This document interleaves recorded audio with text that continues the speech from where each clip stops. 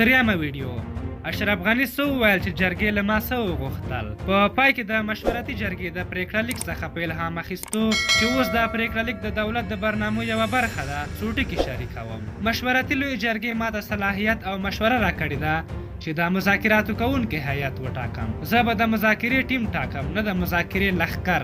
مشورتي لویه جرګه له ما غواړي چې د دغه اتفاق او اتحاد څخه راوتلې طرحه عملي کړم. تر دې لویه اجماع چې نن د لویې جرګې په تالار کې لیدل کیږي بل ځای کې نشته.